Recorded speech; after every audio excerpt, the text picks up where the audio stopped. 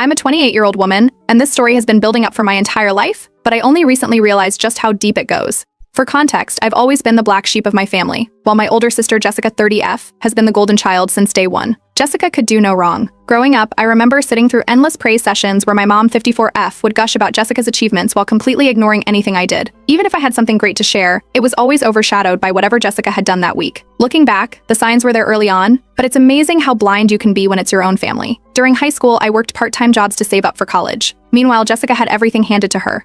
My mom even set up a separate savings account for Jessica's future, but when I asked about doing the same for me, she would brush it off and tell me I should learn to be more independent. At the time, I just thought she was being strict or trying to teach me responsibility. I had no idea what was actually going on behind the scenes. After high school, I struggled a lot financially. I had to take out student loans for college because, unlike Jessica, I didn't have any help from my parents. My mom claimed they couldn't afford it after paying for Jessica's grad school and helping her with a down payment on her first house. I remember the pit in my stomach when I found out about the down payment. It was like a punch to the gut. My sister got everything handed to her on a silver platter, while I was barely scraping by, working part-time jobs to cover rent and tuition. It wasn't until I got a well-paying job a couple of years ago that things started to turn around for me. I'd worked my ass off, saving aggressively because I was determined to buy my own place and get out of the cycle of living paycheck to paycheck. That's when I noticed a shift in my mom's behavior. She suddenly became very interested in my life. She started asking a lot of questions about my job, how much I was making, and what my savings looked like. At first, I thought she was just being supportive for once, but in hindsight, it was clear she had an agenda. A few months after I got the job, my mom suggested that I move back home temporarily to save money. I was hesitant because I hadn't lived at home in years, and I valued my independence. But she insisted, saying it was out of love, and she wanted to help me get ahead. She made it sound like it would be the smart financial move. I reluctantly agreed,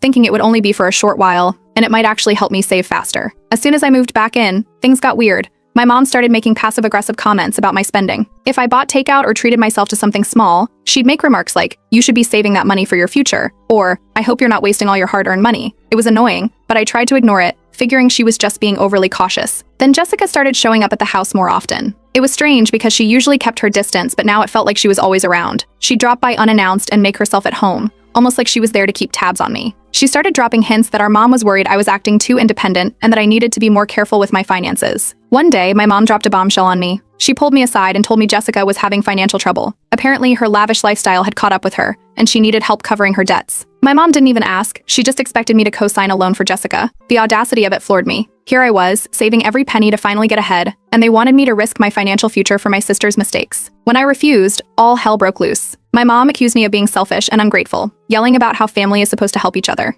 Jessica, of course, started crying, playing the victim card, and stormed out, claiming I didn't care about family at all. The argument was intense, and I left the house that night feeling more isolated than ever. Something about the whole situation didn't sit right with me. It wasn't just the loan request.